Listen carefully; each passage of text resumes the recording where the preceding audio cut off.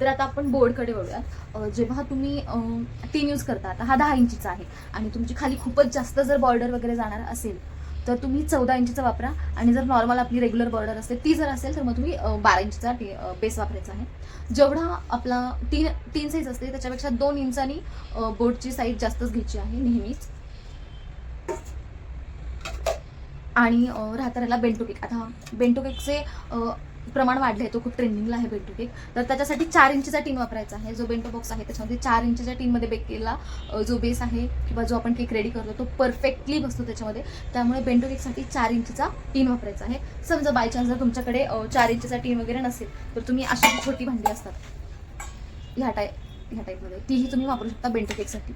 अगदी इझिली आणि छान केक होतो. माझ्याकडे जेव्हा 4 इंचीचा टीन अवेलेबल नव्हता किंवा मी जेव्हा बिगनर होते तेव्हा मी हे टीन यूज करायचे बेंटो केकसाठी. तर कसं वाटलं तुम्हाला हा व्हिडिओ? आवडला असेल तर लाईक करा आणि शेअर करा तुमच्या फ्रेंड्सना. जर तुम्हाला ही माहिती आधीपासूनच माहिती असेल तर तुमच्या न्यू बिगनर फ्रेंडलाही शेअर करा. आणि व्हिडिओच्या शेवटी मी चार्ट देणार आहे, तर त्याचा स्क्रीनशॉट घ्यायला अजिबात विसरू नका आणि हा व्हिडिओ सेव्ह करायलाही. Thanks for watching.